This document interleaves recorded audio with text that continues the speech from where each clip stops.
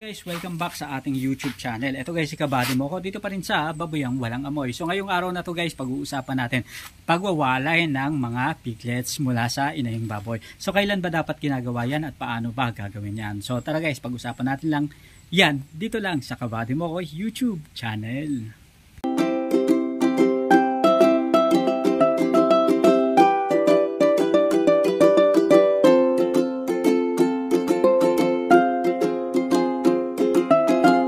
So ito guys, yung baboyang walang amoy.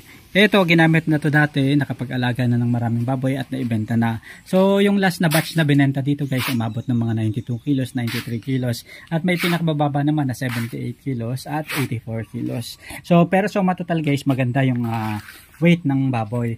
Nagkataon kasi yung mga panahon na yon nasa median yung pricing. So hindi ganun kataasan at hindi rin ganun kababaan. So ito na nga, nire-ready na, lalagyan na lang to guys ng ipa para at least yun yung magiging flooring nitong baboyang walang amoy. So ayan, okay pa naman yung mga yung mga dingding at ito nga. Ayan, so ayos pa. Kung meron kayong baboyan na so siguraduhin niyo na at least yung mga dapat i-repair bago nyo ilipat yung mga baboy ninyo, ina-repair na para at least may iwasan yung may stress pa yung baboy, nagko-construction kayo habang nandyan yung mga baboy. So habang wala pa yung mga piglets, ayusin nyo na yung mga repair and maintenance na dapat yung gawin sa inyong baboyan. So ito may mga elemento rin, nandito guys yung kainan at nandyan yung wallowing pool at dito naman yung mimihan ng mga piglets, pig drinker. So, eto guys, yung konsepto na dapat meron yung baboyang walang amoy. Meron ding gripo dun guys, kung saan pwedeng patuluin yung tubig na magiging patubig para dito sa wallowing pool. Meron ding pasarahan at drainage ng tubig kung maglilinis tayo ng baboyan. Ito guys, kapag nilagyan na ito, itong flooring, kapag nilagyan na ito ng ipa, okay na to para sa mga piglets na ililipat nga dito.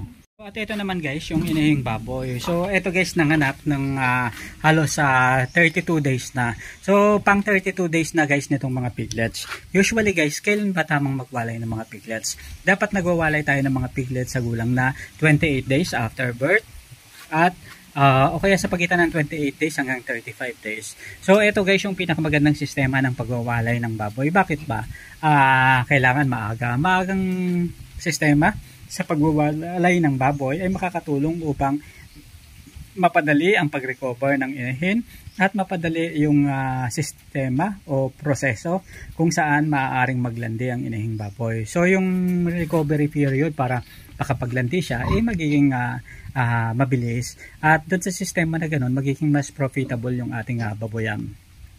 Ito na, ang ginagamit nga pala dito guys na pakain dito sa piglets, maliban sa gatas na yun nanggagaling sa inahing baboy, yung dami gatas. Ibig sabihin yun guys, ito yung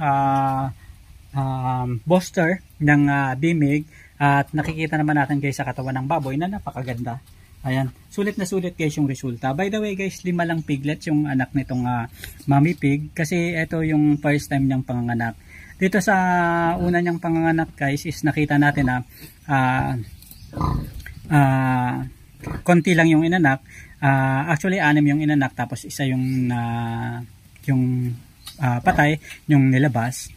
Pero sulit na sulit naman guys dahil nakita naman natin sobrang lalaki na itong mga piglets. At sa susunod na mga panganak nito, hoping na magiging mas maganda pa at magiging maayos yung resulta at yung sistema. So sa ganitong age group guys, pwede na talagang iwalay itong mga piglets na to. So as early as 28 days, okay na. Kung gusto naman natin guys, pwede tayong magwalay sa ika-34 days, ika-35 days o ika-36 days. Kung saan pwede tayong mag-transition period na mula booster papunta sa pre-starter. So as early as 31 days o 32 days, pwede na tayo guys maglipat mula booster papunta sa pre-starter. Sa ganitong system guys, makakatulong ito para at least makapag-adjust kaagad yung mga alagang piglets. Ito nga, dumidede pa sila sa inahing baboy. yan, sulit na sulit guys. Ayan, talaga namang ano na ano yung baboy, oh, talagang use na use yung gatas. Ayan, kapag ganyan guys, napakalalakas ng dumede na itong piglets na to, talagang kailangan super introduce na talaga ng pagkain dito. So, day 36 to hanggang 60 days old, pre-starter na guys yung pagkain sa mga alagang baboy. Transition period ng booster papunta sa pre-starter, sa gulang na 32 days hanggang 36 days pwede tayong mag-transition period. Ito ay upang maiwasan yung pagtatay ng baboy, mabigla yung sigmura ng baboy, at syempre para hindi na sila guys magtae. Kasi kapag binigla natin guys, talagang magtatae yung mga alagang baboy. Kapag nagtae yung mga alagang baboy, medyo mahirap. Dahil kailangan pa natin gamitin guys. So sa ganung sistema, pwede nating gamitan guys ng Apralat. Pwede rin tayong gumamit ng Digest Aid at syempre bawas sa pagkain sa mga alagang baboy. Pero sa atin guys, gusto natin para wag nang magtae ang baboy, ayusin na natin, gradual na yung change na pagkain sa kanila. Kasi yun naman talaga guys yung recommended ng mga feeds company at yun talaga yung normal practice na dapat gawin sa ating baboyan. Gawin na natin tama ang pag-aalaga guys ng baboy.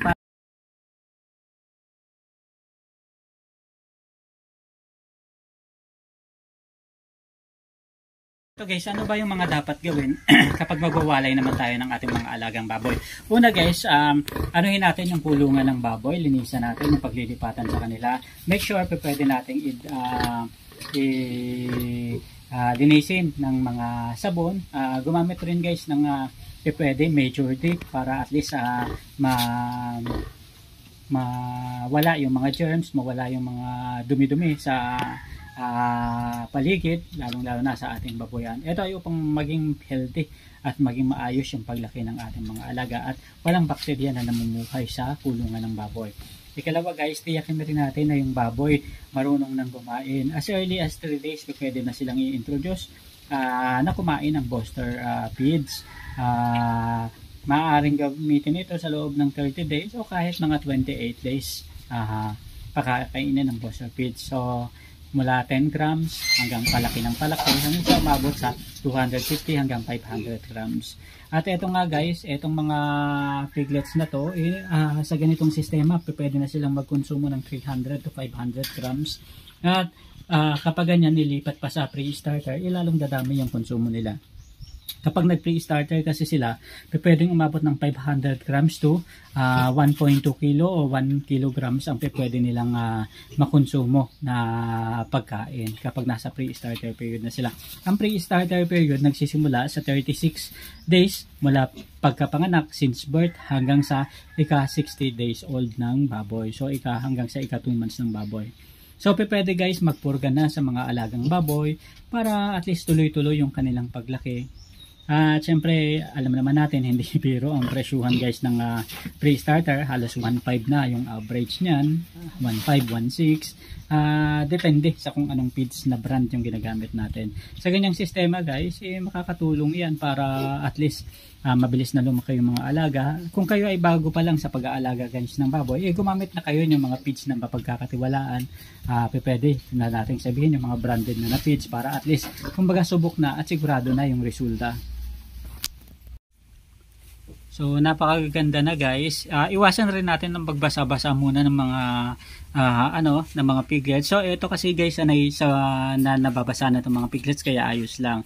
Pero kung malamig yung panahon sa inyo at magwawalay kayo ng mga piglets, iwasan na basa yung semento, laging basa kasi magre-resulta yan na pagkakasakit ng baboy, sipon, ubo, halak. At minsan magre-resulta pa sa lagnat. Alalahanin natin na kapag nagwalay tayo ng baboy, nai-stress yung baboy guys. Kaya pwede tayong gumamit guys ng electrolytes para maiwasan yung stress sa mga alagang baboy. Kung bigla naman sila guys nagtatae, naninibago sa mga pakain, pwede tayong gumamit ng Apralat o Digest Aid. Makakatulong ito para maging ayos, maging maganda ang kanilang paglaki. At kung kailangan naman natin guys ng mga extra vitamins, Vitamin Pro, napakagandang gamitin kasi kompleto na guys. Merong anti-stress, mayroong growth enhancer, at makakatulong sa magandang digestion ng pagkain ng baboy, nakakatulong sa paglaki ng baboy, may growth enhancer. So San ka pa, kumbaga may vitamin B complex na sulit, kompleto na guys. Makakatulong ito sa bilang suporta para tuluyan talagang maging maganda ang paglaki ng baboy, maging maayos at maging malakas yung kanilang katawan. Importante kasi sa atin guys yung mga piglets hindi nagkakasakit at laging malusog, masigla, maliksi. Yun yung gusto natin sa ating mga alagang baboy. Dito pa rin guys sa baboyang walang amoy. Ito guys si Kabady Mo, kasama pa rin natin si Joshua nandun sa kabila. So maraming salamat sa pagsama sa atin ngayong araw na to. Isa na namang kwentuhan dito pa rin sa Kabady Mo YouTube channel. Sama-sama tayong matutong magnegosyo at umasenso. Hanggang sa muli mga katrops. Paalam.